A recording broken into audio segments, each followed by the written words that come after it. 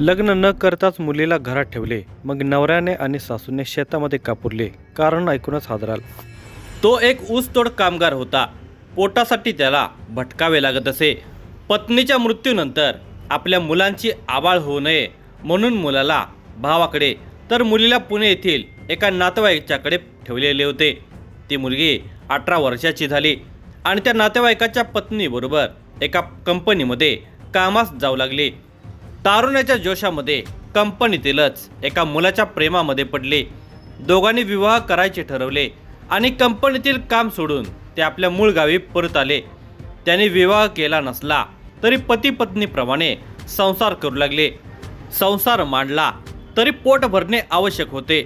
पुण्यामध्ये कंपनीत कामाला असले तरी या ठिकाणी ऊस तोडीशिवाय इतर काम जमणारे नव्हते. त्या मुलीला ऊस तोड जमत नव्हते. या कारणावरून घरामध्ये मुलीच्या आईचे आणि त्या मुलीचे भांडण होऊ लागले. यामध्ये तिने गळफास घेऊन आत्महत्या केली. प्रकरण आपल्यावर चांगलेच शेकणार म्हटल्यावर आई आणि मुलाने मृतदेहाची विल्हेवाट लावली. स्वतः काही केले नसले तरी एका मुलीचा छळ केल्याप्रकरणी आणि तिने आत्महत्या केल्याप्रकरणी आई आणि मुलावर गुन्हा दाखल झाला आहे. या धक्कादायक घटनेचा सविस्तर वृत्तांत पुढे पाहण्याअगोदर जर तुम्ही या चॅनेलवर जर नवीन असाल तर प्लीज आपल्या ह्या मराठी चॅनेलला नक्की सबस्क्राईब करा. दिनांक 29 जानेवारी 2026 रोजीचा तो दिवस सोलापूर जिल्ह्यातील बार्शी तालुक्यामध्ये असणाऱ्या तुर्कपिंपी या गावातील एक शेतकरी कामानिमित्त निघाला असताना एका पडीक शेताजवळ आला. तो आपल्याच नादात जात असताना त्याचे लक्ष त्या पडीक शेताकडे गेले. कुणा एका शेजाऱ्याच्या शेतामध्ये पीक नसल्याने ते पडीक होते. त्याबद्दल विचार करतच तो जात असताना त्या शेतात काहीतरी मानवी अवयव पडल्यासारखे दिसले. कुणाचा मृतदेह दिसल्याने त्याने जवळ जाऊन पाहिले असता एका तरुणीचा तो मृतदेह होता. पण त्या मृतकाचे सगळे अवयव त्या ठिकाणी दिसून येत नव्हते. मृतदेह कुजलेला होता. त्याचे काही अवयव कुत्र्यांनी खाल्ल्यासारखे होते. त्या शेतकऱ्याने ताबडतोब ही माहिती पोलीस पाटील हनुमंत लाळे यांना देण्यात आली. ते ताबडतोब त्या ठिकाणी दाखल झाले. मृतदेहाची पाहणी केली आणि ही गंभीर बाब असल्याने त्यांनी या घटनेची माहिती बार्शी तालुका पोलीस ठाण्याला कळवली. माहिती मिळताच सहाय्यक पोलीस निरीक्षक दिलीप ढेरे हे आपले सहकारी उपनिरीक्षक बालाजी वळसने, हेड कॉन्स्टेबल अमित घाडगे, धनराज केकान, उत्तम चौधरी यांना बरोबर घेऊन घटनास्थळी दाखल झाले. पोलिसांनी घटनास्थळाची आणि मृतदेहाची पाहणी केली. सदर मृतकाचे वय साधारणपणे 18 ते 20 वर्षाचे वाटत होते. मृतदेह कुजलेला होता. काही भाग नसल्याचे तो मृतदेह कुत्र्यांनी खाल्ला असावा असा पोलिसांचा अंदाज होता. हा घातपातच असावा असे पोलिसांचे म्हणणे होते. पंचनामा केल्यानंतर फोटो काढण्यात आले. घटनास्थळाची पाहणी केली. मृतकाच्या अंगावर तपकिरी रंगाची लेगिन आणि मोरपंखी रंगाचा कुर्ता होता. दोन्ही पायामध्ये पैंजण होते. तरुणीचा चेहराच गायब असल्याने ओळख पटणे कठीण होते आणि ओळख पटली तरच पुढील तपास सुकर होणार होता. सहाय्यक पोलीस निरीक्षक ढेरे यांनी हा तपास उपनिरीक्षक बालाजी वळसने यांच्याकडे सोपवल्यानंतर पुढील कामाला सुरुवात झाली. घटनास्थळी कोणताच पुरावा मिळाला नसल्यामुळे बार्शी आणि परिसरामध्ये कोणी तरुणी बेपत्ता आहे का याचा शोध घ्यायला सुरुवात केली. तेव्हा असे समजून आले की मूळचा टाकळी कुंभकर्णी, तालुका परभणी, जिल्हा बीड येथील ऊस कामगार असणारा 40 वर्षांचा इसम पूरभावी वामनराव गाडवे याची मुलगी अश्विनी वय वर्षे 18 ही काही महिन्यांपासून बेपत्ता आहे. तो इसम सध्या वरवटे, तालुका मोहोळ, जिल्हा सोलापूर या ठिकाणी राहत होता. ही माहिती मिळाल्यानंतर पोलीस वरवटे गावात गेले. तेथे पूरभावीची भेट घेऊन चौकशी केली. तेव्हा त्याने सांगितले की 6 महिन्यांपासून आपली मुलगी बेपत्ता आहे. पोलिसांनी त्याला सापडलेल्या मृतदेहाचे फोटो दाखवले. फोटोतील मृतकाचे पैंजण पाहिल्यानंतर त्याने सांगितले की असेच पैंजण मी माझ्या मुलीसाठी खरेदी केले होते. मृतकाशी पुसटशी ओळख पटू लागलेली होती. पण तो मृतदेह अश्विनीचा असल्याची खात्रीलायक माहिती नसली तरी तो मृतदेह तिचाच असावा असा पोलिसांनी अंदाज बांधला आणि पुढील तपास त्या दिशेने करायला सुरुवात केली. पोलिसांनी पूर्वभावी यांच्याकडे अधिक चौकशी केली तेव्हा त्यांनी सांगितले की माझ्या पत्नीचे 2018 साली निधन झाले आहे. त्यावेळी मुले लहान होते म्हणून मुलगा वैभव सध्याचे वय 15 याला भाऊ गजानन गाडवे याच्याकडे ठेवले होते, तर मुलगी अश्विनी वय वर्षे 18 हिला नातेवाईक साहेबराव शेषराव थोरात यांच्याकडे ठेवले होते. साहेबराव हे मूळचे बीड जिल्ह्यातील परळी तालुक्यात असणाऱ्या कावळ्याची वाडी येथील, पण सध्या ते जातेगाव पाट डोकेवस्ते शिक्रापूर तालुका शिरूर जिल्हा पुणे या ठिकाणी राहतात. साहेबराव यांची पत्नी आणि मुलगी पूर्वभावी यांची मुलगी अश्विनी या दोघी एका कंपनीमध्ये कामाला जात होत्या. दिनांक 16 जुलै 2025 रोजी साहेबराव थोरात यांचा पूर्वभावी यांना फोन आला. त्यांनी सांगितले की अश्विनी ही कंपनीतून येताना काहीही न सांगता कुठेतरी निघून गेली आहे. ही माहिती समजल्यानंतर अश्विनीच्या पित्याने काही नातेवाईकांच्याकडे चौकशी केली, पण अश्विनी काही मिळून आली नव्हती. तिचा मूळ गावी म्हणजे टाकळी कुंभकर्णी येथेही शोध घेतला, पण अश्विनीचा पत्ता लागत नव्हता. पूर्वभावी सगळीकडे अश्विनीचा शोध घेत होता. नातेवाईकांच्याकडे फोनवरून चौकशी करत होता, पण अश्विनीचा पत्ता लागला नाही. आपली मुलगी त्या नातेवाईकांच्याकडे जाईल अशी शक्यता वाटत नसतानाही पूर्वभावी यांनी सासू म्हणजेच त्याच्या मयत पत्नीची आई रुक्मिणी लिंबाजी बनगर राहणार झरी तालुका परभणी यांच्याकडे चौकशी केली. तेव्हा त्यांनी सांगितले की काही महिन्यापूर्वी अश्विनी ही माझ्याकडे राहायला आलेली होती. ती राहावयास आली होती, पण सारखी कोणाशी तरी माझ्या मोबाईलवरून फोन करत होते. त्यावेळी रुक्मिणी बनगर यांनी आपली नात अश्विनीला खोदून विचारले होते की तू सारखी कोणाशी बोलतेस, पण अश्विनीने तिला काहीच सांगितले नव्हते.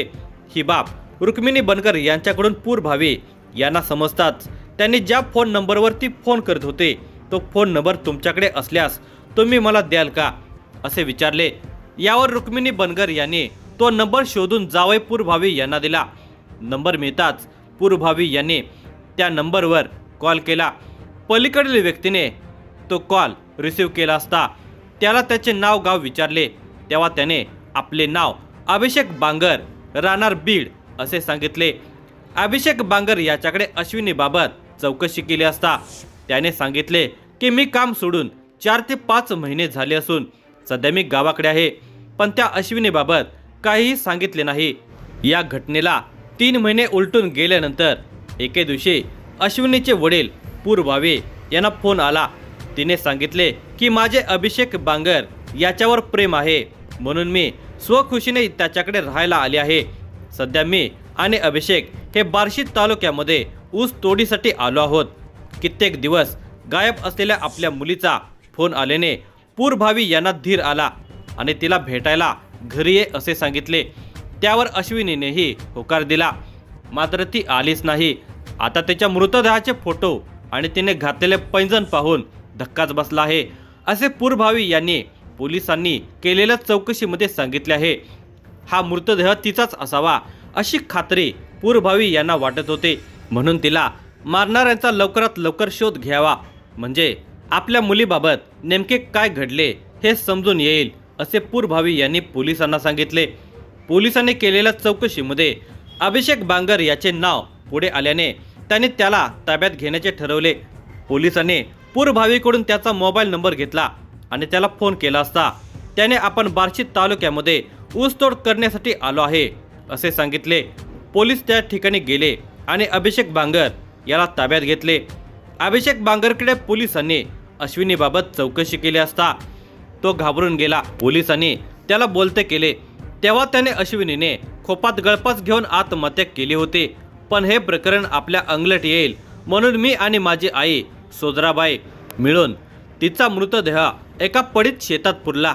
अभिषेककडून अश्विनीचे नेमके काय झाले हे समजले होते, पण अधिक चौकशी करायची असल्याने त्याच्या विरुद्ध गुन्हा दाखल केला आणि त्याला न्यायालयासमोर उभे केले. त्याची 3 दिवसांची पोलीस कोठडी घेतली. पोलीस कोठडीमध्ये पोलिसांनी त्याच्याकडे चौकशी करण्यास सुरुवात केली. त्याचे पूर्ण नाव अभिषेक आश्रुबा बांगर असे होते.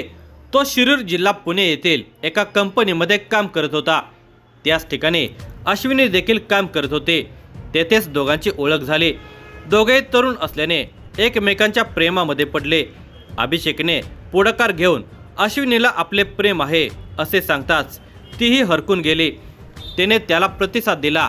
अश्विनी आपल्या कुटुंबाबरोबर राहत नव्हते, ते एका नातेवाईकाकडे राहत असल्याने राजरोजपणे तिला अभिषेकला भेटणे शक्य नव्हते. तसेच ती ज्या नातेवाईकाकडे राहत होती त्या नातेवाईकाची पत्नीही तिच्याबरोबर त्याच कंपनीमध्ये कामाला होती. दोघेही कंपनीत मिळूनच येत जात असल्यामुळे अभिषेक आणि अश्विनी यांच्या भेटीगाठी चोरूनच होत होत्या. म्हणून एके दिवशी अभिषेक याने अश्विनीला आपण विवाह करू असे सांगितले. तिने लगेच होकार दिला. तिचा होकार मिळताच अभिषेक बांगरने तिला दिनांक 16 जुलै 2025 रोजी आपले गाव बीड येथे नेले. एका मुलीला लग्न करायचे आहे म्हणून अभिषेकने गावी नेले होते, पण त्याच्या हाताला तेथे काम नव्हते.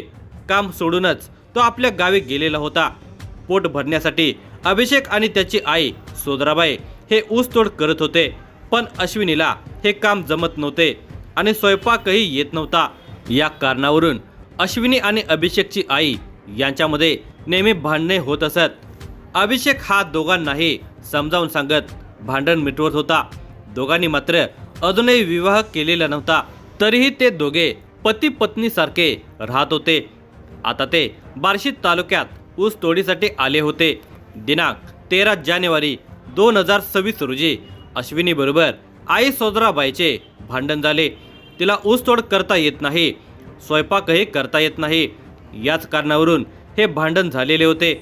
या भांडणाच्या कटकटीमुळे अभिषेक हा रात्री बैलगाडीमध्ये जाऊन झोपला. आई एका खोपीत तर अश्विनी दुसऱ्या खोपीत जाऊन झोपली. दुसऱ्या दिवशी सोदराबाईला पहाटे 4 वाजता जाग आली. ती अश्विनीला उठवण्यासाठी खोपीत गेली असता अश्विनीने ओढणीने गळफास घेतल्याचे पाहिले. तिने लगेच मुलगा अभिषेकला ही बाब सांगितली. दोघेही घाबरून गेले. आता आपल्यावर बालंट येणार याची भीती त्यांना वाटू लागली. या मृतदेहाचा काहीतरी बंदोबस्त करायला हवा असा ते विचार करू लागले. एव्हाना इतर खोपीतील कामगार उठायला सुरुवात झाली. म्हणून ते दोघे सर्वजण आपापल्या कामावर जायची वाट पाहू लागले. सर्व कामगार कामावर गेल्यावर अभिषेक आणि त्याच्या आईने अश्विनीचा मृतदेह खाली उतरवून बाहेर काढला आणि बैलगाडी ठेवला. ती बैलगाडी तुर्कपिंपरी येथील पडीक शेतामध्ये नेली. तेथे खड्डा खोदून तिचा मृतदेह पुरला. अभिषेकने पोलिसांना एका दमामध्ये सर्व काही सांगून टाकले. अश्विनीचे प्रकरण आपल्या अंगावर येईल म्हणून त्यांनी हा सारा खाटाटोप केल्याचे सांगितले. पोलिसांनी अश्विनीजवळ राहणाऱ्या आणि इतर ऊसतोड कामगारांकडे चौकशी केली असता त्याने अश्विनी आणि सोदराबाई यांच्यामध्ये नेहमी भांडण होत असल्याचे सांगितले. या चौकशीमध्ये तिचा शारीरिक आणि मानसिक छळ केल्याचे दिसून आल्यामुळे पोलिसांनी अश्विनी पूरभावी गाडवे वय वर्षे 18 हिच्या मृत्यू प्रकरणी तिचा प्रियकर अभिषेक आश्रुबा बांगर वय वर्षे 20 आणि त्याची आई सोदराबाई वय वर्षे 40 राहणार मुंडेवाडी तालुका केज जिल्हा बीड या दोघांविरुद्ध बार्शी तालुका पोलीस ठाण्यामध्ये गुन्हा दाखल केला. पोलिसांनी दोघांनाही अटक केली. या प्रकरणाचा तपास पोलीस अधीक्षक अतुल कुलकर्णी, अप्पर पोलीस अधीक्षक प्रीतम यावलकर, उपविभागीय पोलीस अधिकारी अशोक सायकर यांच्या मार्गदर्शनाखाली सहाय्यक पोलीस निरीक्षक दिलीप ढेरे, उपनिरीक्षक बालाजी वळसने, हेड कॉन्स्टेबल अमित घाडगे, उत्तम चौधरी, धनराज केकान, राजेंद्र कांबळे, सुभाष सुरवसे यांनी हा तपास यशस्वीरित्या पूर्ण केला.